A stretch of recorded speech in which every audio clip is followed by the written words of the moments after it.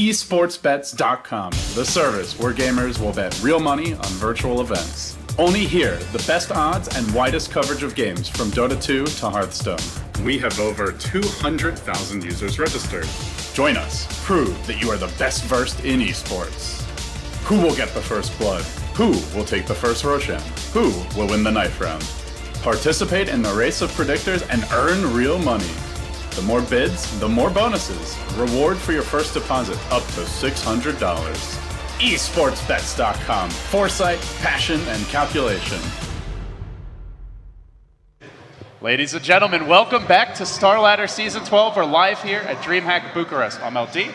I'm joined, of course, by Purge and Cinder once again.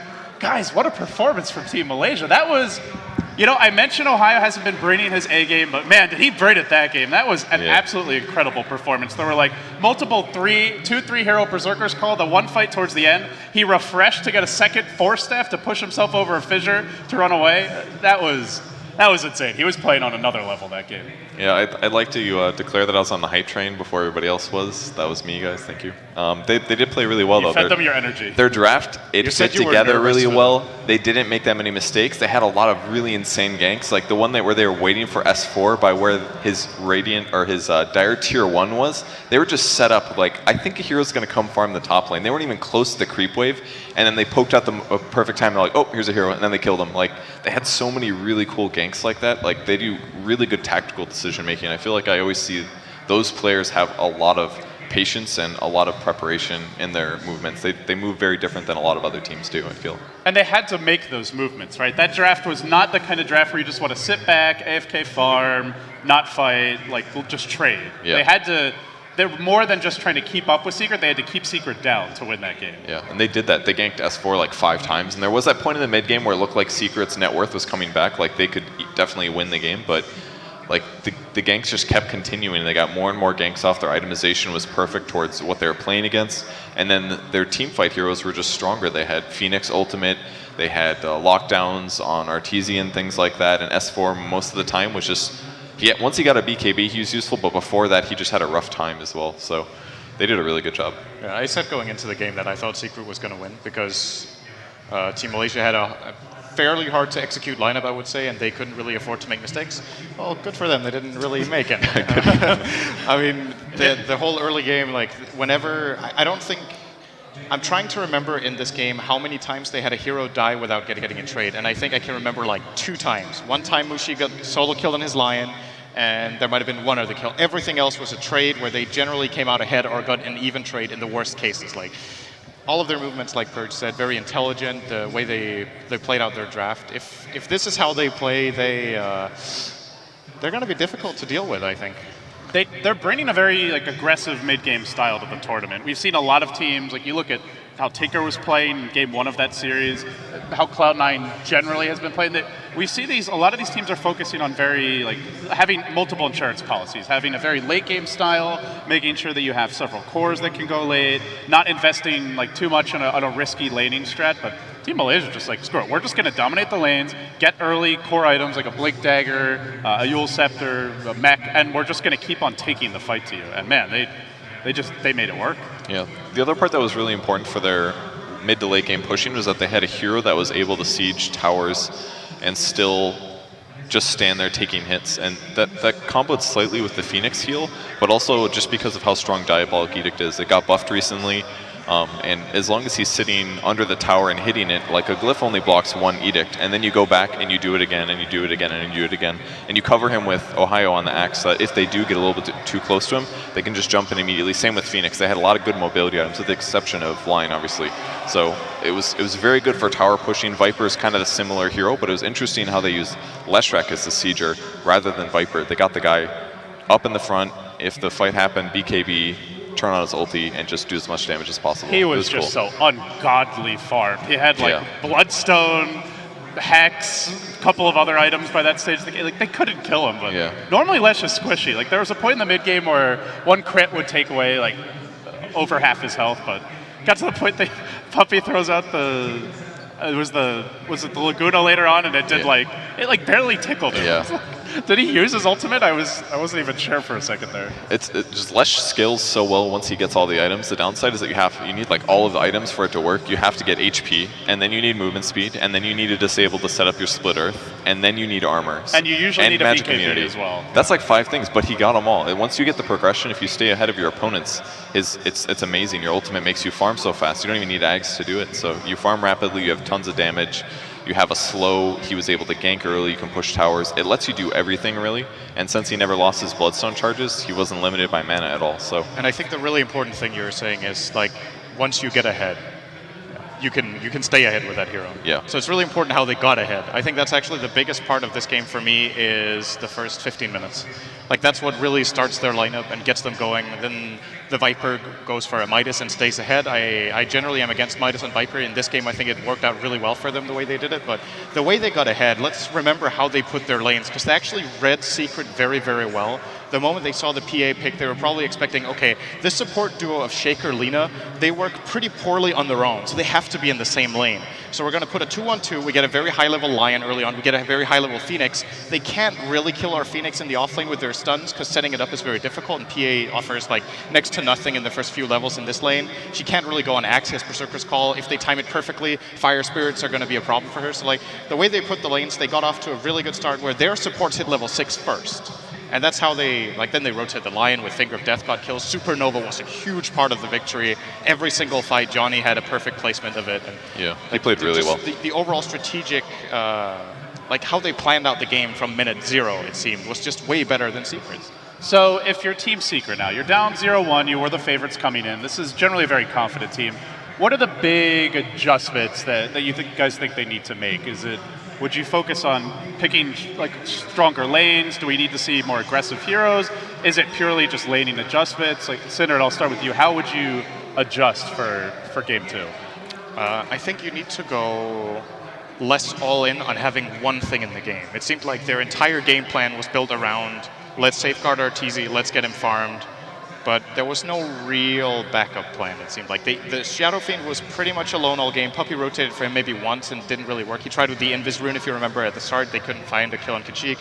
And then Zai completely left to his own devices in the bottom lane. He actually did all right, I think, given his lane.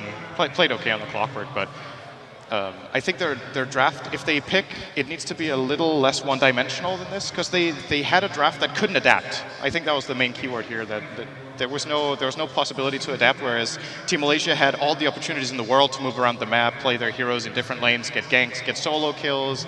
They had everything. Secret supports, Shaker, Lina don't really do that well once they fall behind as a duo. They need those levels, and they just didn't really get them early on. Purge, do you agree? Anything that you would add or change for that? I feel like the draft that Malaysia did as well is something that nobody's going to be able to predict. Like, yeah.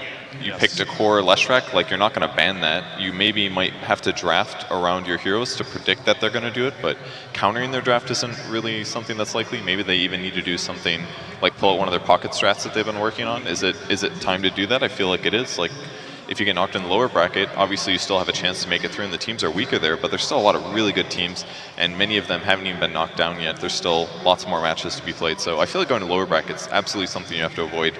I know that they've got something prepared, surely, so I would like to maybe see them do something a bit more prepared and synergistic, especially against a team that has a lot of strength when they draft towards the mid game. So maybe get something that comes online earlier rather than playing the typical Western meta, I think, is what I'd recommend. And speaking about synergy in that game, I actually want to highlight there was one pick that stood out to me as being like almost overconfident for me, which was the Arteezy PA pick.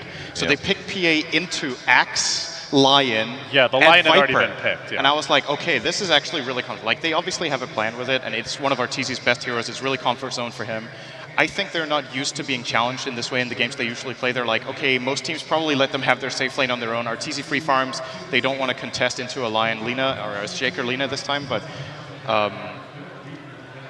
that might have been a little bit almost Cocky, cocky to pick that PA. I felt like I was really surprised. Like you've got the Hex to deal with the evasion, heavy magical burst coming out as well. On top of that, you have the call that goes through BKB, and Viper has 2 ways to kite her, and he generally builds tanky anyway. And you can't evade counter helix. Yes, that Evasion doesn't work against that. So like all the 3 first heroes, I consider counters to PA, and they pick PA into that. I feel like that was a little bit over the top. I felt like if you get an advantage with PA though, he is very good against Viper. Like if they have any kind of a weak early to mid game, they kind of counter each other, right? So it's about who gets ahead. It's it's the trade. You either get the crits or he kites you and ultis you, and then you're not moving. So the one hero that Team Malaysia likes to ban a lot, which happened to be ignored that game, I think, because they saw early on Secret weren't going to go for it, is Wisp. They tend to ban this hero a lot. They don't really run it, and some of the teams in Southeast Asia really like to run it.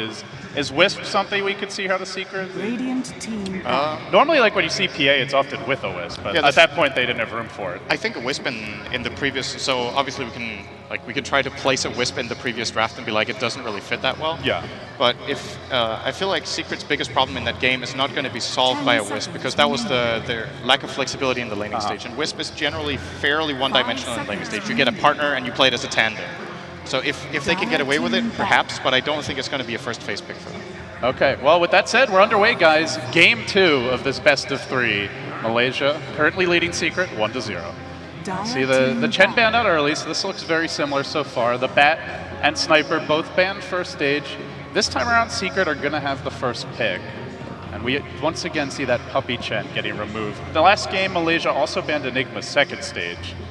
Is an Enigma something that Secret could go for first stage here, or do you feel like it's just too early to do that? 5 seconds remaining. Because if they don't pick it in the first stage, It gives a seems lot of it probably gets information banned. in the first phase. Like if you're confident that the enemy team will struggle to contest you, then maybe. But that didn't seem like that was a problem for Team Malaysia last game. So Other options would probably be Troll and Storm to some extent, Yes. who are out there right now.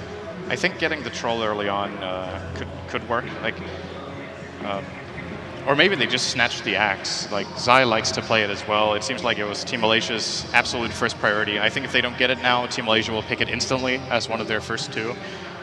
So if they're willing to give away the axe again, I would say don't pick a melee carry into it, or at least be very careful with doing it when your offlaner is also a melee and one of your supports is also a melee. They play triple melee into axe, which is like, you set yourself up for a pretty tough mid game if Axe has a good laning stage, and that's exactly what happened. So I'm a bit surprised to see first pick and Radiant on Secret here. I always thought that, I know Radiant's win rate is a bit higher, and first pick as well does. So I don't know if they're flopping what they had in the previous game or not, but that should give Secret a bit of an advantage here. yeah, last game was also first pick Radiant, right, for Malaysia. Might be able to check the lobby chat and see who chose what. I think they alternate choice for each game. Okay. Just something to can't note. see anything here. There is statistical advantage with both first pick and Radiant side. Radiant side is a bit easier for laning. The jungle creeps are set up in an advantageous way, and if you're playing the off lane as well, you can do the side pull from the large camp over. Yeah. So both the off lane and the safe lane have a bit of an advantage. And with Roshan being moved to where it is, it really impacted Dire's win rate. So And they are going to go gonna be a Wisp. Okay. And first Damn, overall you called it. Damn. You called it. I was like, maybe, but not first phase. Okay, first overall pick. Well, if you pick a first phase, you have to pick Tiny, basically. Or well, when you're doing Wisp with somebody, usually Tiny is the hero that goes with it, at least by a lot of the players and teams that often pick Wisp. So you have to pick them both in one set. You either do it in the first set or you do it in the second set, because if you do one or the other, then they're going to ban out the heroes that are ideally best with Wisp. So I'm expecting to see a Tiny here for the second pick. Doesn't really seem necessarily like a secret hero, though. Usually we'll see, maybe we'll see something different. Disruptor, one of the first natural counters to Wisp, though. Team Malaysia just don't give a shit. They pick whatever. They don't care. You can have your Wisp. Oh, so, well, there's a troll in the pool. There's the axe that they dominated last game with, like everything. They just throw it out the window. First phase pick Disruptor, direct as a counter to Wisp, obviously. One of the best heroes against Wisp. You can glimpse away either Wisp or the partner when they relocate. You can precast Static Field, Static Storm, as well as Kinetic Field onto the location of the relocate. And I think they're grabbing the Bristleback for 2 reasons. First of all, he does pretty well against most partners for Wisp, and he is also a great partner for Wisp. So he's pretty nice against heroes like Tiny, where you can like try to kite around and tank up against the IO partner, where a lot of other core heroes just get killed almost instantly by a relocate gank. He actually has a shot. He also can Roche effectively, and they are dire Yes. side this 10 game, seconds so remaining. something that factors more into your game plan when you're on that side. They just seem so confident. Five They didn't even seconds use extra time on that. They just Yeah. pick Bristleback Disruptor, whatever. To be fair, considering that they do normally ban this hero, so if they leave it in the pool, they're used to having to either ban it or deal with it. So I imagine they've expected Secret might go for something like that. So it's going to be the Wisp Zeus dual lane, right, guys? Right? Solo mid Wisp, support Zeus. I'm Here we ready go. for the Wisp Necrophos. That's actually Secret really, ran one. it's really good. Oh man. Did they got like aggressive tri-lane, and with that dual lane they got a triple kill, I think? I seem to recall that. That was a very That was a special. DIC. It's kind of like cheating principles of energy and matter, as if those apply. You basically get a double heal from Necro. It's pretty good, and then it heals the Wisp, and that heals Yeah. the Necro back. It's really abusive. It's pretty extreme, but Disruptor is a pretty good hero against Necro. And Bristle Yeah. versus Necro is like, they kind of counter each other to an extent. Like, Reaper he's- Scythe doesn't really deal much damage if you have your back on him. You can run in, you can actually just fight him straight on. Yeah. But Low lockdown, low armor, so Bristle can beat him. But I guess the main thing here is by picking the Zeus, they aren't really revealing the overall game plan too much. They don't go right for the Tiny, so you don't know who the Wisp's partner is. well, 10 Tiny's banned now, seconds so Yeah, we're not seeing it just yet on camera, but yeah, the Tiny's been banned. Nyx has been removed by Team Secret. Are they setting up for a Dusa here, perhaps? Reserve Something they used to run a lot.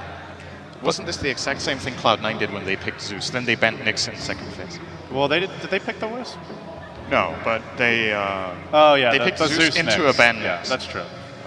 It's also one of Ohio's really good heroes. I think he plays a great Nyx, and it's Yeah. a really big problem for Wisp, because it's a way to find out the Wisp, isolate and kill it immediately, and then once that Dire team the tether back. gets broken, you have a very easy time taking the fight afterwards. So I think Nyx is a very smart ban here. and they did. Oh, that's actually Malaysia banning Razor. Excuse Radiant me. team pick. So Interesting. I don't know if you guys can Used hear to be this, Arteezy's favorite hero. but it did get nerfed pretty. I feel like he played that like every other game at TI. It was Yeah. it well, was a lot. everyone did, but especially Arteezy. Storm, this time coming from Team Malaysia. It's a good pick. It's in a lot of ways a counter against Wisp.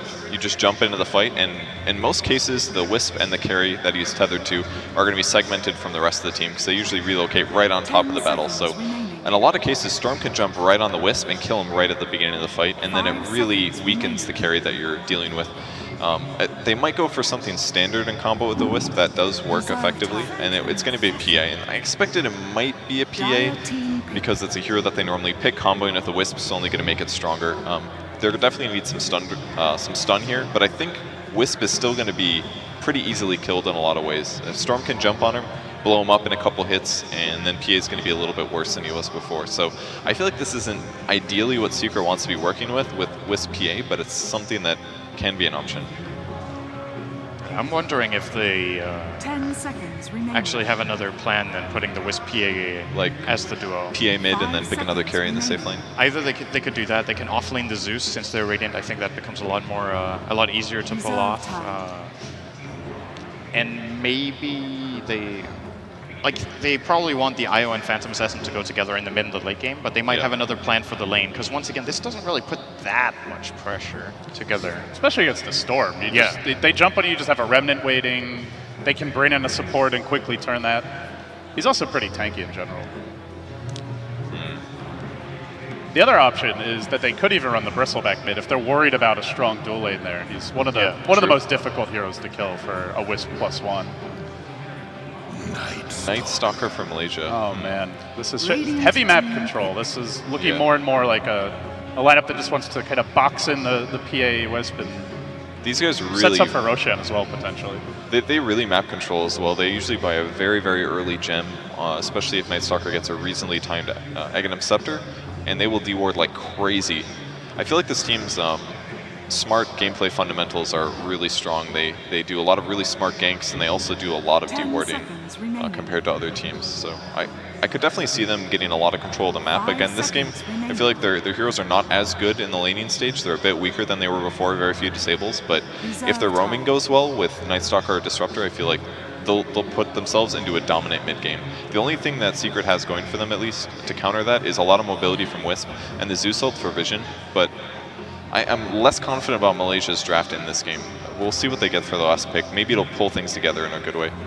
I think Night Stalker is actually a really smart support pick against Wisp, because what he 10 does is seconds during nighttime or whatever, he will, or Dire well, team only back. during nighttime, he will run in, he will start fighting the Wisp, and Wisp has two choices. Either he gets close to his tether target and they gather up, and that puts them at risk of getting jumped by both Bristleback, Storm, and maybe Disruptor, or he has to distance himself from the carry. And then suddenly Night 10 Stalker is like a very mobile hero whose job in the fight is to just get 5 IO seconds isolated and remaining. taken away from the And they have 3 great heroes to do that. Disruptor, Storm, as well as Night Stalker. Yes, now. they have so many options here. But look at this for Secret. They go for the Bane, and it looks like it could even maybe be a... We have seen the core Bane. I'm not going to say it is going to be one, but could be I their think they their only second pick it as support. core. Yeah. I think they The only off-lane Bane for Zy. Yeah. So last Gives time he you- did that, Blade Mail, right? I think he did Ags Blade Mail. I remember I saw the Bane Ags, but the game might have already been over Okay. at that point, basically. Yeah. It's not bad here. There's a bit weak disables on Malaysia. Night Stalker has 2 ways to cancel it. Storm can use an Orchid, but in most cases we'll probably go on a Zeus with that. And the Disruptor can glimpse it, or Static Storm to break the eggs. Well, it looks like Malaysia are expecting the core Zeus and Bane, because they banned the Mirana here. Oh, this is actually a really nice Darkseer ban. I think this is a great call from Team Secret. Team Malaysia, they do pick unorthodox heroes, getting an Ion Shell onto Storm, Night Stalker, and Bristleback. Actually, all 3 of them great Ion Shell carriers. The Wall Replica would be able to get a PA illusion. Could Vacuum vacuum. into Kinetic Field Static Storm. It would have Yeah. been a really, really good pick for Malaysia. And in the past, Ohio has been playing that hero quite effectively. 10 So seconds I remaining. completely agree. As weird as it sounds, I completely agree with the Darkseer ban, which we almost 5 never see. But I seconds actually think that was a really, really good call. They are looking a little squishy here on Secret in general. And the Undying that we talked about before the series, it's one of their, they don't run it a lot, but it's one of their highest win rate heroes. And they go for it here. A lot of the heroes on Secret have pretty weak attack speed. Zeus is going to have trouble with zombies, as will maybe Bane and Wisp as well. And even so. PA, you cannot blink strike the Tombstone, correct? So You cannot. So you don't really have much attack speed. I guess you have the Wisp Tether. That's the one big thing. And they can't pick Bristleback against Undying, because they have it. If he gets a Battle Fairy, they can clear it. Another hero that's really good at clearing zombies is actually Vengeful Spear, Wave of Terror now. So kills 5 zombies, seconds remaining. but only once every Still, 20 seconds. yeah. There's Gyro, but then you have to run a Gyro with the Straft, which doesn't really work. Reserve So time. Axe is it. There's the other one that we weren't thinking of. You can spin, physical damage, cleaves the zombies down. So that'll give them some options. It's going to be a support Undying, so maybe they won't have to worry about the tomb as much until a bit later, but And it is a support Bane, actually. So Okay. I'm wrong as always, and LD called it, the early Wisp, the Bane being a support. I didn't call the Bane feature. Just get me off the panel already. You're disgusting. they're going to want to be sleeping. Anybody else out Bristleback there want most to likely. cast? Just come right up to the stage. Oh, that sounds like the thing PGG did at Starladder, where it was like, what was it? He was like calling if anyone from the audience wanted to stand in for his team or something, because he was Just come pissed right off up. with one of the players. Boots the mid-match. All right, so who do you guys favor here with the draft now complete? I'm going to go with Malaysia again, because they pick weird 10 stuff, seconds and remaining. it's kind of synergistic in a weird way. It works out. 5 2-0. Here we seconds go. remaining. This one's actually really difficult to call. I'm nervous for Secret's laning stage. I don't Yeah. know if they can put enough pressure. Like, Bane and Wisp don't really have that much damage together, so this Undying could be very difficult to deal with. Especially with the Bristle as well. Yeah. Those two can be beefy. Well, I think Malaysia has a better draft relative to Secret than in the game before. Oh, well, I don't know. No. pick Same, one. same. Malaysia will win. Okay, Cinderin goes from the 2-1 to the 2-0 the other way. So Like their draft. with that said, we're going to hand it over to our commentators now. Zyori, GoDz, take it away. All right, game number 2 of Team Malaysia versus Secret. An interesting draft on both sides. Always fun to see that Undying pop out, as our panel talked about. A go-to pick for Malaysia, maybe not too often, but one they tend to dominate with. Excited to see how this will work out, Parker. Yeah, I imagine with this composition, their first 2 pick Bristleback, Night Stalker, Storm Spirit. We're looking at, again, early game aggression, mid-game dominance coming out from this Malaysia team, and curious to see what their lanes look to end up being. They have got KYX1 the Storm Spirit, possibly suggesting this will be a mid-lane hero with Night Stalker going mid. All right, time will tell. Let's look at Team Secret. Maybe their lane's a little more predictable. Zy, he'll be here on the Axe. Puppy, he takes the Bane Elemental. That puts S4 on the Zeus, probably slated for the mid lane. RTZ on the Phantom Assassin. And that puts Kuro on the Wisp. Team Malaysia, as mentioned, KYX1 Storm introduced the rest of their team. Mushi on Disruptor. have Ketchik Imba, the mid lane player on the Night Stalker, Johnny going to be on Undying, and Ahayo on Bristleback for Team Malaysia. So looking like a Bristleback Undying off lane here for Malaysia as some initial wards come down. Very interesting. Our Secret actually looking at a potential aggro try. It seems like it here with Zy in the safe lane. Ooh, curious stuff. I guess worried about the just pesky Undying dual lane in the off lane is something they just don't want to fight with a PA. That was a big problem for them in Game 1 where the PA just wasn't farming well against the Phoenix. So this time around they say, look, top lane's going to be the easier place for our TC to get farmed. Let's send him up there. Okay, Wisp, not typically your aggro try hero, but could work out for Secret. We'll see if Malaysia end up adjusting their lanes here. It is a 2-on-2 coming out from them. They either need to dominate this Axe with Johnny in the bottom lane, or they need to move him somewhere else. Undying, a hero notorious for his early power, especially in those first couple levels with the decay stacks. He is not a hero you want to square up against. Yeah, Zy's just going to keep backing off anytime he takes too much decay here. Your Tangos get added efficiency when you're missing strength, so in some ways this isn't the biggest problem, so... That's a good point. Zy should be okay to get XP out of this lane. Very unlikely he gets much farm. Well, same kind of a thing happening in the top lane with Arteezy already moving past the tower to find last hits. KYXY forced to kind of move into the tree line here and just leech XP, find some stray last hits wherever possible. Both sides making life a little bit difficult for the safe lane farmers. Let's check in on the mid, though. S4 versus Ketchik Imba. Night Stalker mid feels like a blast from the past. We see him more in that off lane or supportive role, but this is fun. Yeah, I'm curious to see how this works out. It definitely does not feel like the hero's best role in the current metagame, but that's not to say this can't work. I think one of the big things is that this is a hero where you don't want to really completely abandon and empty the mid lane. Most teams put a more farm-oriented hit mid. A Zeus is not going to go off ganking very often. Shadow Fiends, Queen of Pains, heroes that sit mid, soak up farm for some time. Night Stalker, as soon as 4 minutes in comes, you feel like there's a lot of pressure and you actually start ganking. Yeah, exactly right. And we may see him actually farm through the first night. If there's an opportunity to gank or he gets an aggressive rune like a haste or a double damage, maybe that tips the scales. But maybe just waiting to that second night cycle could be the way to do it. Puppey rotates back up, tethered up with Kuro, and they will continue to harass this Storm Spirit, who's not getting much in the way of farm. Only 5 last hits on him and only 5 on Zy. So I guess it is a comparable level of non-farming. Zy, could this be your first blood? He's getting pretty low, pops the healing salve, gets knocked off by the quills, but he will live on about 30 HP. Close call, no first blood. Yeah, that's salve saving his life, and Ahayo, I don't know if he could have chased and got another quill off. He had the mana for it, but he may have gone outraged. Johnny going to die behind the bottom tier 1. He's committing for this kill, needs another decay, but... the battle hunger makes this so difficult. Yeah. Gives Axe that nice movement speed bump in a 1v1 scenario. Nice use of the courier here from Ketchik Imba. He's going for this kill. He's got another Void in 5 seconds time if he just chases S4 down. Oh, what a sleep from Puppey. Kuro comes in to tether up S4. They'll try to turn this one around. Ketchik Imba in some trouble. Now needs to head for the hills. Could this be your first blood going the other way? One more auto attack. They'll get it. It's Kuro on the Wisp that finds the bonus gold in the last hit. Now toward the top lane. It's Arteezy that's in some trouble. Kinetic Field comes out, throws a dagger. And he's praying to the Iron Jesus right now. He has got 7 sick charges, so they don't actually come that close to killing him off. He's just trying to bait him in even a little further. Okay. So first blood by Secret, not a bad start here. That was a nice turnaround. I thought S4 was in trouble, but he just baited that one. And that'll secure boots on the Wisp nice and early here. Also giving Zy a little bit of space in the bottom lane here. Now that there's been some rotations from Malaysia. He's at least level 4. He's holding his own. It's a tough lane against the Bristleback, and Ahayo having the support of the Undying earlier on, so we'll see if they continue the dual lane and look to keep the pressure on the Axe, whose blink timing is one of the more important timings of this Secret draft. Yeah. Johnny now, solo in the off lane. Looks like Ahayo just trying to bottle up a rune.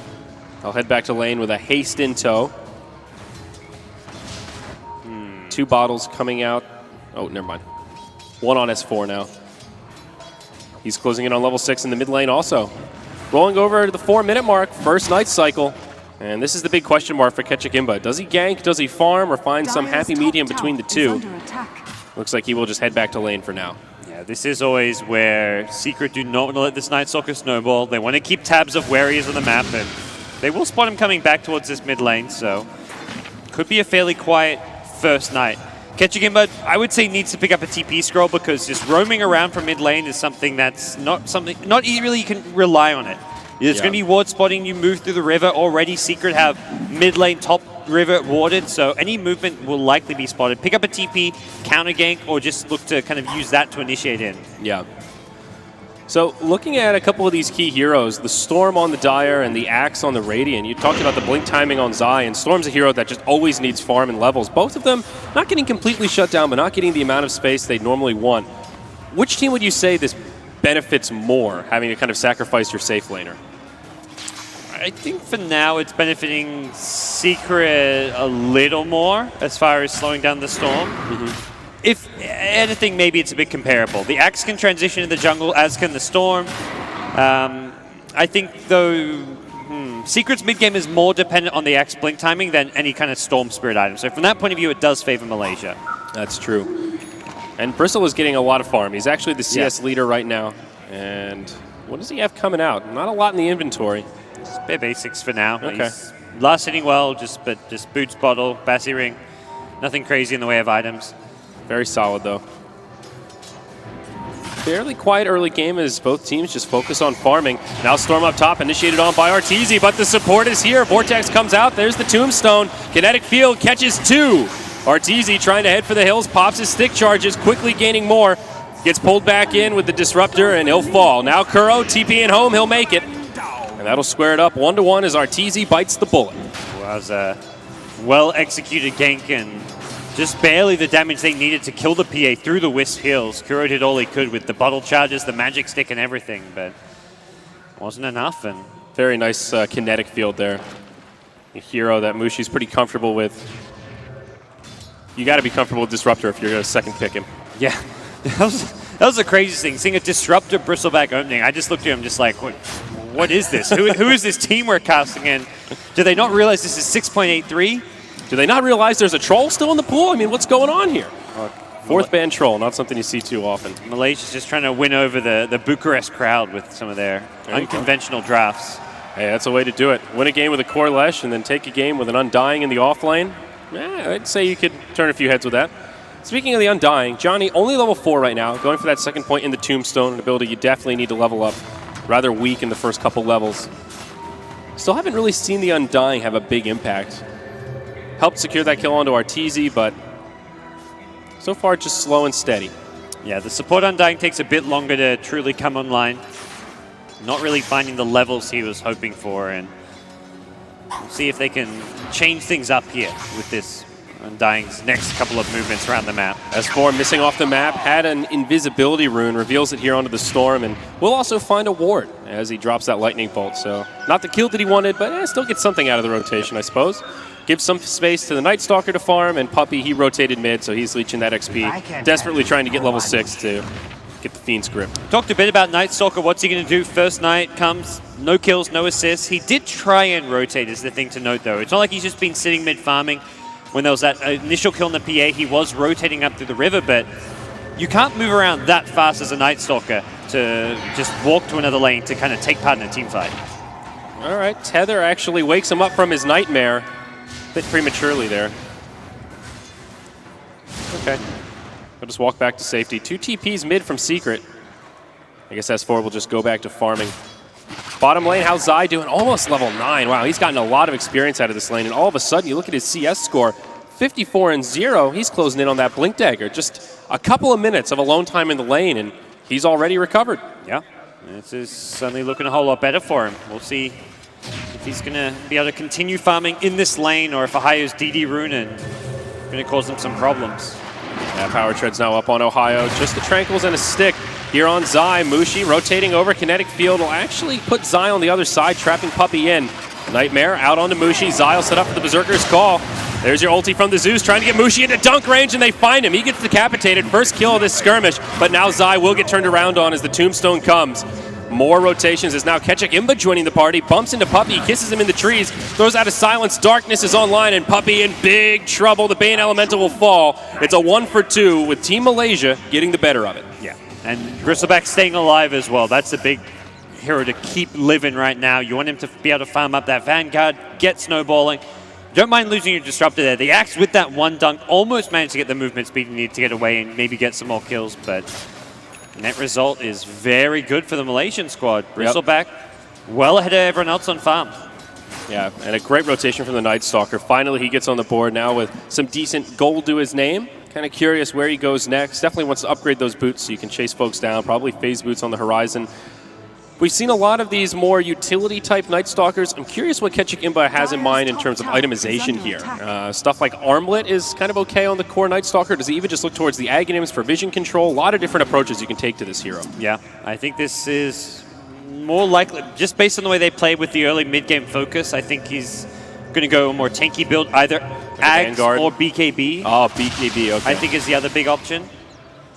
But Armlet's not so great against the PA. He's got evasion. You can't really be a right-clicking Night Stalker this game. Axe is just tanky and has tons of armor with Berserker's Call, so... Yeah, fair enough. I think more likely we'll see a utility-type build from him. Okay.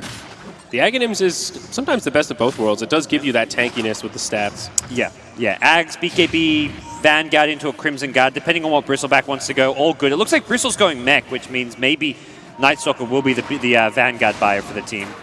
Wisp is now level 6, so of course the threat of relocate is online. S4 down bottom gets rotated on. A smoke rotation catches him by surprise, and it's an easy kill for Team Malaysia. Tombstone comes down to clear the trees, and now they'll claim a Tier 1 tower. They can live in daytime too. Yeah, that's nice rotation. And on S4 no less, not even a support pickoff. A core hero that they needed to slow down. S4 has been farming pretty nicely, and that knocks him down to the bottom of the farming cores. It's a nice little pick off there. Night Temple will hit in about 20 seconds time, so from there, that's when Malaysia will really look to start gaining some steam and just taking objectives wherever possible. So Team Secret, once again, have to be careful. They just don't seem to be well prepared for the Malaysia aggression that's coming their way. Yeah. Relative to game 1, though, a lot more even at this stage. 12 minutes in, and the gold graph just about zeroed out. We'll see the ultimate fly from Zeus to give a little bit of intel, see where Malaysia is. Can often be a sign that a gank may be incoming. Yeah, KYXY even preemptively ball lightning towards his tower. Here we go. Zai hops in. Berserker's calling to KYXY as well as Mushi. Mushi still able to get off his ultimate and a kinetic field. Johnny goes down. KYXY ball lightning's back, but the Tombstone is still alive. I'm not sure how well this will work out for Team Malaysia. Zai tries to TP out. Electric Vortex is there, and that makes it a 1 for 2 at least. Now in the river, Ketchik Imba, double damage rune on, finds Arteezy. He'll just TP home. Now he turns his sights onto Puppy. Sticky Nasal Goo comes out from the bristle, and they will chase him down. Nightmare blocks it out, taken off by Ohio. Ketchik Imba continues the assault. Brain Sap to try and heal up Puppy a little bit, but it's just not enough. The 2 for 1 quickly turns to a 2 for 2, and Malaysia will now put pressure on the Tier 1 tower. Yeah, and the fight starts well for Secret. They've got the lane ward there. They have got the vision advantage. Also the surprise factor of that blink on the Axe, but once your Bristleback shows up, once your Night Stalker makes it to the party, that's when it swings right back the other way. And Team Malaysia, despite losing one early on, can easily take a fight. Not to mention Undying. This is really the period of the game where he's going to shine as well. Yeah. This is kind of the stage of the game, I think, where Secret just want to dodge fights as best they can, unless there's some sort of a pickoff they can find. Arteezy seems to be holding true to his classic PA build. Ring of Health already in the inventory. Probably the beginnings of a Perseverance for that Battle Fury. And get that recovery farm going to try and dethrone this Bristleback, who is now just farming out of control. He's got a mech completed with a bottle and power treads at 13 minutes. Well ahead of everyone else in terms of net worth at this stage. And he's got a Vanguard on the courier. Oh my, I thought that, that looked a little short. Yeah, oh my gosh. He's not done. He's massive. He's nigh unkillable at this stage. 11 armor, 1500 HP with the Vanguard mitigation, Bristleback on top of that. Unless you're looking at like a 4v1 or maybe a 3v1 with the right heroes, like a Bane, Zeus, Axe or something. Yeah, he's not literally unkillable, but he's massive. Yeah. Assuming he plays like somewhat reasonable with his decision making, you're not bringing him down. Yeah. Johnny getting a little space in the bottom lane now just to soak up some XP. Has that Tombstone maxed out and just picks up a Sage's Mask. Perhaps thinking about a Yule's Scepter or some sort of utility item like that. Now the smoke rotation from Team Malaysia revealed as they jump onto Kuro and Arteezy. Static Storm comes down to try and break it up. Kuro, no way to defensively relocate. Arteezy gets glimpsed to the low ground. Uh-oh, that's a bit of a mistake. Kuro gets chased down. It looks like Arteezy will live as he blink strikes back to a creep wave. So not the ideal setup here for Malaysia, but they still finish off the Wisp, stop Arteezy from farming, and they will be able to claim an objective off of it.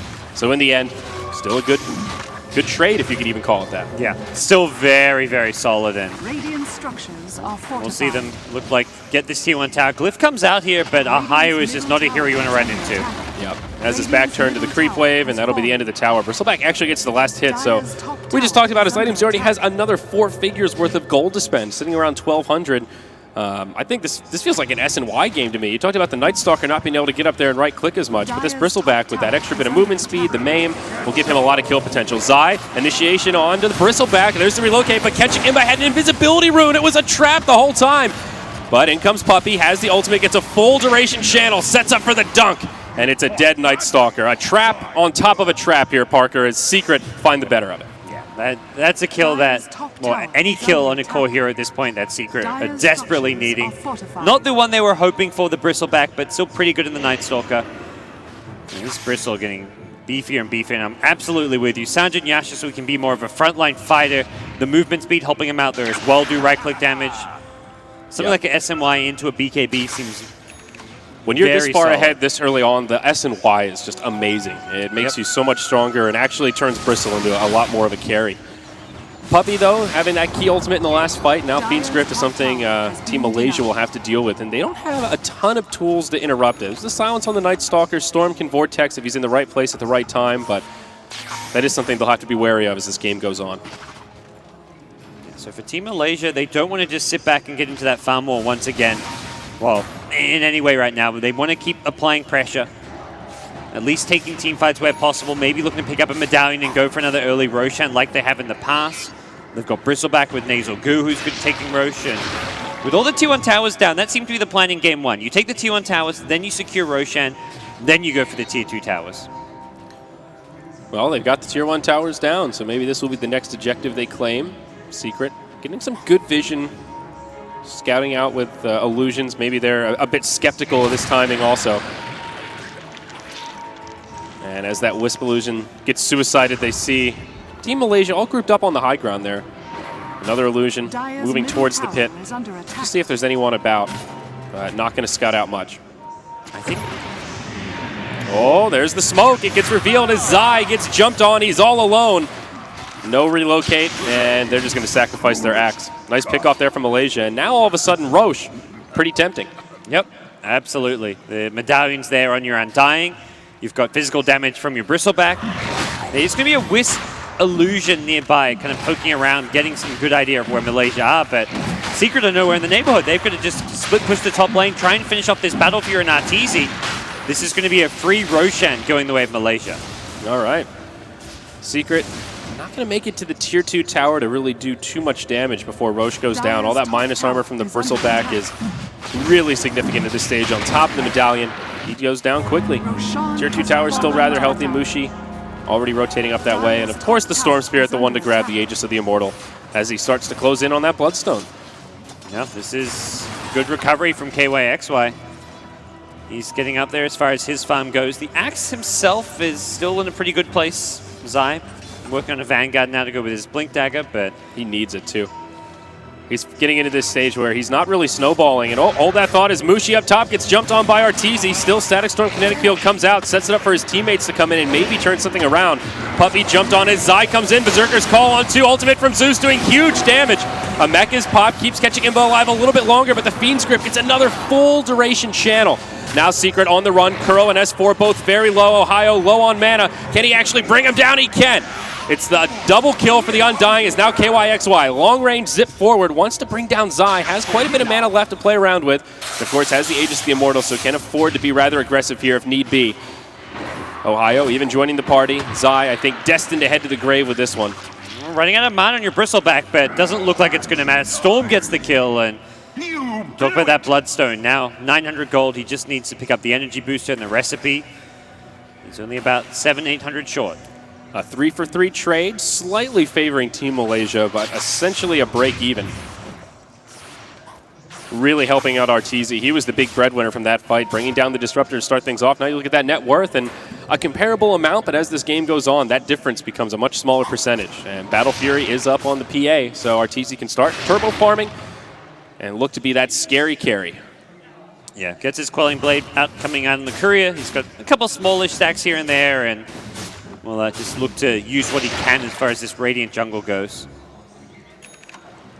Imagine Malaysia will not have in mind just letting him get complete uncontested free farm. Unlike last game, it doesn't feel like Malaysia have that great high ground sieging lamp without the Leshrac, and instead will be wanting to be a bit more aggressive as far as ganking goes and even taking team fights. It does feel like Malaysia are not snowballing as hard as they kind of need to be with heroes like Night Stalker, Undying. They do not scale particularly well. Bristle and Storm, they can scale decently, but against a PA that can farm this much and against a hero like Zeus, who maybe unexpected, but can scale very well with that static field. This very tanky strength core lineup is not as scary as it ordinarily would be, I suppose. Yep. Maybe a pipe on the way for Johnny. He's picked up the cloak. Could be a casual cloak for now, but I think a game where a pipe could definitely be warranted. Initiation onto Puppey. KYXY catches him. Gets put in a nightmare, and Puppey will float his way back to his friends. It looks like Bane will live. So it seems Malaysia maybe have their eyes set towards this bottom lane. They've still the Aegis on Storm Spirit for a couple more minutes.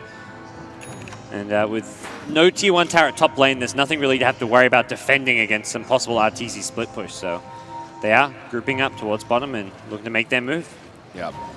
Zai completes that Vanguard, as I pointed out, much needed here. Blinks forward, catches Mushi as he TPs to the tier 1 tower. The follow-up damage isn't there, though. He's not getting the spins, but there we go. Zapped down by the Zeus as well as the Bane. Support here from Malaysia. Ketchuk Imba put inside of the Nightmare, but Johnny takes it off. Now the Fiend's Grip comes out to lock Ketchuk in place. Is there any follow-up damage? Puppey desperately pinging him out, but there's no one to turn it around, and they will kill the Bane. Meanwhile, in the top lane, Kuro and RTZ just split pushing. At this rate, they may be able to grab a tier 2 tower, and S4 will keep the tier 2 in the bottom safe. Secret actually starting to get some momentum here. Tier 2 tower up top will be defended by KYXY, but RTZ gets a first hit coup de grace. Brings KYXY low. And now they start to retreat. Just very constantly ballsy play coming out from Secret. They're very courageous with some of these pushes they're going for, the split push coming out along these lanes. They managed to get out with a Blink TP now. Malaysia just not really finding the ways to punish some of Secret's kind of aggression and greed. And they're certainly not punishing this Battle Fury at all. And that net worth gap that we talked about is no longer a gap. PA's taken over as the leading farmer in this game, reaching that 5-figure net worth and up to about 3K gold on top of that Battle Fury. So can start looking towards these more combative items, like an HOD probably in the near future here. Ketchuk did end up going that tanky build, as you mentioned, on the Night Stalker. Vanguard completed, point booster up, so that Aghanim's on the way, but still not quite there. Needs another 1,500 gold or so. And there's the Bloodstone. So 22 minutes in, KYXY finally get that snowball rolling. Now fight's going to break out. Puppey puts Ohio inside of the Nightmare, and the Night Stalker will be kind enough to take it off. Puppey will try to TP home. Glimpse will be there to interrupt it, and it's a dead Bane. Won't be able to get any follow-up pickoffs with the Glimpse now on cooldown, but they are poised to continue farming the Radiant jungle, taking the bottom lane as well as they please, but more Aegis on KYXY. And this is the point of the game where 8 Bloodstone charges, you want KYXY to start snowballing, start getting kill after kill. You want to take some fights or at least little skirmishes where possible if you're Team Malaysia. Definitely. Glancing in at the graph, still a very even game, kind of topsy-turvy around that zeroed out mark as both teams continue to find pickoffs and little skirmishes. Neither side really pulling ahead, and as we've talked about, I think that really does benefit Secret, as they do have the farming tools and a little more control as we move into this mid-game. Yeah, and even looking long-term to the late game, Zeus as the late game hero is going to be very powerful. PA, of course, is a PA. On the Malaysia side, you've got Storm and Bristleback, which isn't too bad, but even the supporting cast, the control, the lockdown they provide is kind of lacking. Undying is going to fall off very quickly. Disruptor, Silence is nice and all, but will get cannoned by BKBs. And you compare that to what Secret have with Fiend's Grip, with Berserker's Call. Control that goes through BKBs and is just generally more reliable. That's where Malaysia's late game can be quite weak. SNY now up on the Bristleback. Ohio taking heed to our advice here as he wants to do some right-clicking. Johnny, he's been pretty active this game, 3-2 and 8. I feel like that's a score you can't scoff at too much, but the window where Undying is very potent is kind of fallen off. He makes a resurgence towards the late game, but it takes a long time and a lot of farm to get there. You see 2 fights kind of break out at once. One in the bottom lane, now Zai silenced in the darkness. They will catch him inside of a Static Storm kinetic field. Ultimate from Zeus flies through, and I think Zai should be going down here. Yeah, down he goes. Meanwhile, in the top lane, they do see KYXY, but no way to lock him down. with just a Wisp and PA. So it ends up just being a quick pick on the Axe, 1-0. As Malaysia get another freebie. Yeah. So one of the issues Malaysia seems to be having is the lack of lockdown, allowing them to get follow-up kills or kills elsewhere on the map. But KYXY ball TP out of there. I feel like he's in a bit of danger. Not a lot of vision in that area. You look at dire vision, and it's all on the other side of the jungle. They've got a remnant down, but outside of that, a lot of secret missing off the map. Nice heads-up play from KYXY not to take any unnecessary risk. So from here, both teams kind of taking control of the opposing team's jungle, looking to push out that off lane, and it is a kind of neck-and-neck race as far as net worth goes. Your Bristle and your PA matching up, your Storm and your Zeus matching up pretty closely, Night Stalker and Axe, and these are heroes who kind of fill each other's roles as far as like the counterparts that they present. Your Night Stalker and your Zeus, your Vision heroes, you're kind of controlling the team fight. Zeus offers a bit more damage, and similarly with like the Storm and the Zeus, sorry, as well as the Bristleback and the PA, who's going to be kind of your late game carries as far as Malaysia concerned. Yeah, definitely. So always that wild card of the Night Stalker, though. Once he gets that Aghanims, that's when things start to change, and he's closing in. Less than 1,000 gold away. Still not super scary, but he's coming online. Puppey, playing that sacrificial position 5 support, not much in the way of inventory items. That hasn't stopped him from. It feels like every Fiend's Grip he's gotten off this game has gone full duration or secure to kill. Yeah. He's been very, very on point with that ultimate.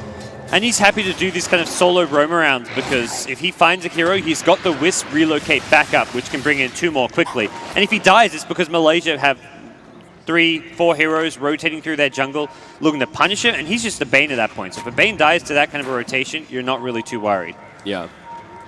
Johnny finds himself a Hooded Defiance on the Undying. We talked about a potential pipe pickup later on in this game. And I really do think it's quite useful here. You still got a lot of physical damage to chew through, but even just mitigating all that magic damage from the Zeus alone can feel worth it. Pretty common go-to item on Undying.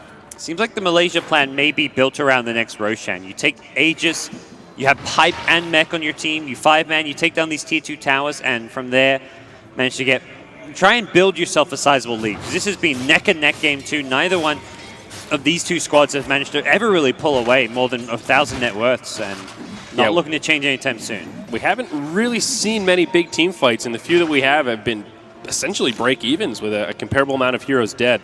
We'll see the tier 2 bottom take some pressure from Team Malaysia. There is a Glyph for the Radiant side, so they could pose a defense here if they want, but up top, the tier 3 tower starts taking some damage. Arteezy will be tethered up to the Wisp. Glyph comes out from Malaysia. They want to commit to this tier 2 in the bottom lane, and it won't come for free. They should be able to finish it off here as they start to TP back. Darkness comes out. The tower will go down. Tier 3 took about 50% damage. Mushi TP's back, and there's KYXY. Jumps in deep. Goes on to Kuro. Gets crit by Arteezy. Glimpse back. That'll break the tether. Can Malaysia actually punish this and find the kills that they're looking for? Kuro getting low, but now Arteezy comes in, gets some crits on Johnny, cuts him to pieces. And the Flesh Golem just left as a corpse on the ground. 10-second BKB used by Arteezy as Mushi plays Ring Around the Rosie. Kuro gets brought down by the SNY Bristle, and now Artur will BKB TP out. Ends up being support for support trade, but it's not done yet. Ketchikimba, he's duking it out with Puppey and Zai. It's a 2-on-1, just trying to buy some time for his teammates to get here and punish this. Puppey, the one that gets left behind, throws out a Nightmare, and he will definitely fall, making it a 1-for-2. And his team does secure that room. And that's your Night Stalker Aghanim Scepter now, so vision control going to start leaning towards Malaysia favor, especially if they can pick up a gem and look to deward the map using the help of the Ag Scepter. All right, some momentum here for Malaysia. Still not a very large net worth lead, but a few more fights like that, and maybe they can start to pull ahead. KYXY, looks like Orchid will be on the horizon for him with that Oblivion Staff already in tow, and as you mentioned, Aghanim's delivered on the Night Stalker. So from this, Malaysia will look to probably secure map control, take what they can as far as maybe dewarding the map, take away Secret Vision, probably secure a Roshan before going for some of these tier 2 towers. They've already taken the bottom tier 2 tower as well, so they're in a good position to use this map vision and control to their advantage. Secret roaming about the map, still just looking to try and find whatever farm they can. Dire side with all this minus armor. Roshan is always a threat, something they'll have to keep in the back of their minds here. There's your ultimate from Zeus. will scout it out, but it looks like Malaysia will just stay true to the course. Secret not really in a position to contest. Down he goes, and it'll be KYXY once more to grab that Aegis on the Storm. Yeah, that's one of the best Aegis carries in the game. Your Bristleback's getting tanky enough that he's unlikely to die, and Night Stalker, similar story, with an Ag Scepter now to go with his Vanguard. Not only are you tanky on the Malaysia side as far as their two of their calls go in the Bristle and the Night Stalker, but you've got this incredible vision advantage. You can see all the initiations coming your way, typically before you get caught out. Absolutely. Bristleback moving into the Assault Cuirass, a fabulous item on this hero.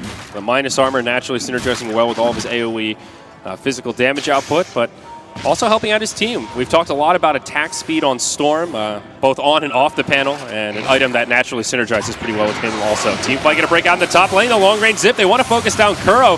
Catching Imba, he's the one caught inside of the Fiend script. Kuro stays alive, and they'll lose their Night Stalker to get things started. Puppey will get punished in return. Tombstone focused by RTZ. Zai getting low. Berserker's Call comes out. Force Staff to the low ground. Lives on 30 HP. Aegis of the Immortal gets deployed, and Kuro, one more auto attack will bring him down. They finish him off. RTZ still alive, reasonably healthy, but Electric Vortex is there. Now Zai from the low ground reinitiates onto KYXY. Him and Ohio, the only two left alive, but he's zipping around like a madman. He's still alive for now. RTZ may go down, but no, it's the Bristle that falls to S4. The ultimate's there, and it'll finish off the Storm. Somehow, some way, Secret win the fight.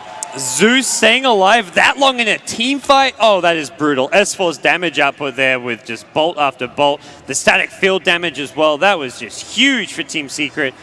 Not to mention Arteezy still alive at the end of things as well. He is suddenly looking very scary on this PA. A very close call for him. That Bristleback was one quill away from finishing him off, it looked like. Bristle had trouble finding the right target there. It seemed like he was just getting peeled left and right. Also would have been a completely different fight if Zai had died instead of Force Staff down to the low ground. He had literally 30 HP and just barely lived. The funny thing with him as well was like he's like, okay, I'm on 200 HP. I'm just going to blink in anyways. Yeah. This Storm Spirit, I'm not afraid of him. I go for some disable, and I'm going to look to use it to guarantee that we can get that extra kill, even if it did cost him his life in the end. Very brave indeed. So glancing at the graph, still dead even. That lead that Malaysia carved out for themselves, well, it's dissipated, but still hovering around that 0-0 mark. This is very topsy-turvy. Very uncommon you see it 32 minutes in that neither team's ever really had more than a 1,000 net worth lead. At most it was like maybe 1,200. Two key items coming out for Team Malaysia, though. We'll see Storm Spirit pick up his Orchid, and the Bristleback now complete that Assault Cuirass. So tools for this next team fight. There's no more Aegis of the Immortal. It was used in that last one. Nightmare onto Ohio. Ultimate from Zeus to help soften him up. Disruptor, the first one to go down, but still gets off his ultimate. Not too bad of a start for Malaysia, but Arteezy just going mad all over this Dire team. Crits left and right. They've already lost two, and everyone else on low HP. Now they get the Bristleback. KYXY put inside of the Nightmare, setting up for the Berserker's Call. They've got it. And they've got the kill. 4-0. Johnny nowhere to go. It's going to be a full 5-man wipe. Secret erupting with momentum, and now we'll finally see a big lead. That was big. That was just really, really bad for Team Malaysia. This PA just getting more and more farm, just getting kill after kill. The Wisp doing what he needs to keep the PA alive and dishing out good damage. And S4 doing what we saw last game from KYXY. He's got 18 Bloodstone charges already on his Zeus. Wow. Oh boy. It seems like they just have no answer for this BKB on the PA. That was your 8-second BKB charge on Arteezy, and whenever he's magic immune, they've just got nothing to lock him down. Decent RNG for Arteezy there. Got some crits when needed, but huge damage output in that fight. They need to find a way to jump on this PA and lock her down at least a little bit. PA is only over 3,000 gold, so Arteezy having no problems as well finding good farm all across the map. And there's your Basher. Even a Ghost Scepter now up on the Wisp. Kuroki feeling pretty wealthy this game. Nearly 1,500 gold just sitting in that bank account collecting interest. Oh, he wish it was. If only. What a weird meta that would be. We'll see what Kuro looks to go for here, though. But for now, things just settling down for him as far as just looking to stack camps up for Arteezy, follow him around, help him farm those stacks, and so on. Yeah, at this point, it's just a taxi service. allows Secret to find fights and initiation in all areas of the map. RTZ can safely farm and then just hop into the battle whenever need be. Next Roshan, though, I think will be a big deal for this game. That is Roche 3, of course. Still a ways before we know even what that timer is going to look like. Both teams with a big incentive to try and secure that Roche. And just look at that gold graph. From 0 to a 10K net worth lead for Secret. Yeah, one team fight, all it took, and we'll see what Malaysia can do to bounce back, but it is looking like a Secret favored game finally, and looking to force that game 3 after a game 1 upset. Team Malaysia getting scouted out by Zeus Ultimate, any kind of tricks they had up their sleeve to go towards this bottom lane, maybe now going to be foiled. Top lane, tier 3 tower taking a lot of damage. RTZ will back out as he sees the TP reaction. A couple heroes rotating, but good old Cardi's there to bring down the tier 3 tower, and just like that, Secret get a free objective. Malaysia just not in a position to contest, at least not in time. And this is where your Storm did decent in the mid lane, 3, 2, and 7. He's level 18, but doesn't really want to engage and be risking his life to go in. Right now, Malaysia is stuck in this eerie situation where they're kind of turtled into their base. They don't have a lot of wards down and just losing map control. And this is where Secret can just start to slowly starve them out. Clear out the Dyer's jungle, and even when they do venture out of their base, make sure there is no farm to be found. And so far, pretty good job as far as getting that map control. The Zeus helping things out with the ability to deward, and as a result, Team Malaysia really struggling to hold their own side of the map here. They have got a gem on Ketchigimba, looking to take what wards out he can, especially during the nighttime with that unobstructed vision. But they've caught one. They'll find Puppy. Static Storm Kinetic Field comes out, and this should be a pretty easy kill, but no, Arteezy comes in. Bristleback will finish off Puppy. Now goes in onto Kuro. There is a relocate here, so Kuro could try to do this defensively, but no, he'll try to TP out. Storm zips across, brings him down. Arteezy with a BKB on, will fight as long as he can. Glimpse brings back one. Buyback from Kuro. Will ultimate into the fight, tethers up onto Arteezy, but it'll cost him his life. It's a dieback now for the Wisp, and a triple kill for Ohio. Arteezy does isolate the Undying with the help of Zai. They'll sandwich him there as Ohio reinitiates. Do they want Zai or do they want Arteezy? Maybe even both. Can they get the 2-for-1 special? Ohio getting low. In comes the Storm Spirit. Down goes the axe. Arteezy low and in the grave. Double kill for KYXY. And Team Malaysia take the fight. Really nice buyback from Storm, recognizing the possibility there to kind of get some big, high-priority cleanup kills. Even if KYXY himself doesn't really gain much gold off of that fight. Big picture-wise, that fight benefited Malaysia a lot. Got a much-needed kill on Arteezy as well. Really hurting the Wisp there. The dieback, he had a lot of gold. We were curious what he would spend it on, and, well, it's all been spent. Okay. So from here, Bristleback still getting pretty scary. We'll have to see what Ohio goes next himself. He's got the ACSMY, but another 5.2k gold. Also worth mentioning that pipe that's been picked up by the Undying. So Zeus still not really going damage items, but mobility, tanky with the Bloodstone, 18 charges still, and the Ghost Scepter. But now with a pipe, his damage output not quite as scary. That basically mitigates his entire ultimate if they can time it properly. Easier said than done, though, of course. Yeah. Does feel like some of Secret's lead could be starting to dissipate here, depending on how Malaysia play things moving forward. Oh my. Well, we know who this carry is. Yep. Ohio with a full MKB. Bristleback hitting very hard. These Warpath stacks on top of all this attack speed. He is not someone you want to square up against. He really wants to be able to fight the PA head on. Still not going to be easy against Basher, against Manta Style, Helm the Dominator. Imagine the Satanics coming soon in your PA, but it probably looks as a necessary thing to happen eventually at some point in this game where he can just look to take a head-on fight with a PA.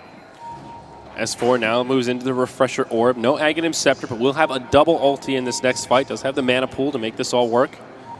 One of the nice things about having a Bloodstone with this many charges. Get that nice, yummy mana regen. So for Team Malaysia here, things have slowed down. KYXY just with 6 Bloodstone charges on Storm Spirit is not really the ideal position for this time in the game. 40 minutes in, and Malaysia may have this map control, but at some point their damage output is going to start to wane. So Bristleback with an MKB. Storm building towards where I imagine is going to be a Hex, maybe a Lincoln Sphere, and outside of that, they haven't got crazy late game damage potential. Could be an okay game for the Lincolns. There are a couple of spells they could use to break at your Battle Hunger, Dagger from PA. I feel like the Scythe is probably a better choice here. Harder to farm, but gives him that initiation power. If you can catch the PA with a Hex to start off a fight, that's basically a victory there. Same with the Axe, same with the Zeus. Gives you another tool to also interrupt the Fiend's Grip from Puppey. Something that they are lacking on. Well, Roshan, this one, Cheese and Aegis. As soon as one of these two teams takes it, and with Malaysia top lane, it's going to be Secret who secure themselves Roshan this time around. Yeah, Malaysia don't seem too aware. They're not really keeping tabs on the timer and just hand it over to Secret uncontested. Aegis of the Immortal ends up in the inventory of Arteezy, and Cheese goes the way of Zai on the Axe. Yeah, Arteezy completed Abyssal Blade now that he's got the safety net of this Aegis of the Immortal. Looking to find a relocate opportunity in with Kuro, but it seems that's something Malaysia fully aware of. We're just going to back off to be on the safe side, even preemptively, if anything.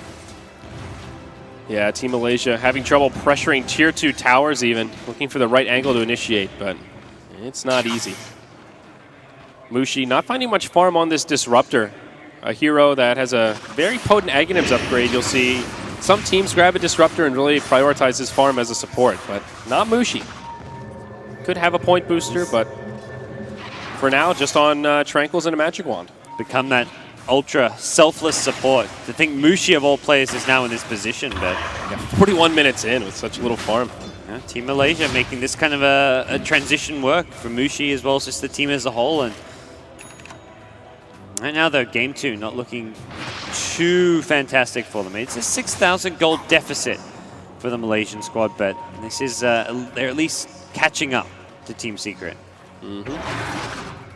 And Secret looking like they want to pressure the base, perhaps. No outer towers to work on. They've got Aegis and Cheese. Seems like a good opportunity to try to force something, but just kind of doing that brute force siege of the high ground seems like a very ambitious goal. The Tier 3 tower up top did go down. Looks like Arteezy will go in and start poking barracks. Range racks, yeah. No heal available to this, and either glyph or you just lose your range racks. And looks like it will be the latter. Ohio gets caught by the Fiend's Grip, but the refresher from S4, the double ulti bringing Malaysia low. Pipe from Johnny comes out a little bit late. Now the rest of the fight will break out. It's only a 1-for-0 trade. Kuro rather low on the backside as Arteezy is just doing an absurd amount of damage. Blinks forward, finishes off the Disruptor. Night Stalker gets decapitated by Zai. He'll buy back, but there's still two in the grave as the Storm Spirit was also picked. His top lane of barracks will fall, at least the range will. There is a glyph, but they'll use it. Well, with the melee racks down, this puts Malaysia in a really tough bind. Haven't lost it just yet, but doesn't seem like something they can position themselves to defend. And Storm's buyback still on cooldown from the last fight. Low on Bloodstone charges. They will find the Bane. A gem hits the deck. Zai blinks in with the Berserker's Call. Ohio getting very aggressive. Pushes outside of the base. Will try to chase down Zai. He eats the cheese. Ohio still not scared. He'll get disarmed. Compliments the Halberd, and that'll force him to back off. Meanwhile on the base, Arteezy. Ho ho ho! Well, dieback on the Night Stalker. Undying also headed back to the grave, and Malaysia in big trouble. This could end up being the GG push right here, Parker. Secret getting so much out of this. Mushi, the only survivor for now. Now a buyback from the Bristle. Storm responds also. Arteezy uses the BKB, still has the Aegis, rains the stun from the skies. They bring down the Storm Spirit. Arteezy still alive as Ohio forced to head into the with the well. Oh, the Bloodstone Suicide heals everyone back up. Kuro and Arteezy, they're going to keep on pushing. What a play from And Zeus S4. is back alive. Boots of travel. He had 20 plus Bloodstone charges. What a This heads-up push play. isn't stopping. With the tether onto Arteezy, that takes him to full HP. They go straight for the Tier 4 towers. Looks like they'll take Game 2 in style with just one lane of barracks down, and that's it. GG from Mushi. They've had enough. That'll take us to a Game 3. Well, a flashy way to end things, and Team Secret bounced back after a surprising Game 1. They force a decider. My, oh my. A bit unexpected, I think, at least from where that game started out. It seemed like Team Malaysia had a little more momentum. Johnny had a pretty good opener. Ohio with an incredible score at the end of that game, 14-3-10.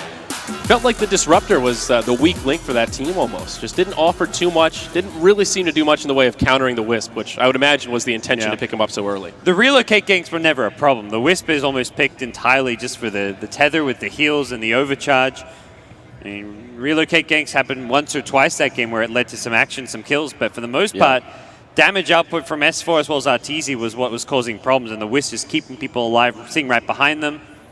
Yeah. Great play from Arteezy. Had a very slow start with that aggro tri-lane, but went for the Battle Fury, kept his head down, and ended up recovering very well, ending that game with a great score. Also, Puppey. He was the big standout player for me. Often is, but so many key ultimates in that game, especially in the early mid-game when Secret was still trying to get their momentum going. His ultimate turned a few fights around. Yeah, I think for Secret, that's a game and result they can look at where across the board things went as they should have. 30 minutes of pretty much dead even neck-and-neck play, but that's against the Malaysia draft that's meant to dominate more in the early to mid-game. Undying, Bristleback, Disruptor, Storm Spirit. This was geared to give Malaysia an edge, and they never pulled away. They never snowballed. Yeah. Absolutely. So with that, folks, we're going to take a break, and then we'll kick it back to the panel. Game 3 coming up right around the corner.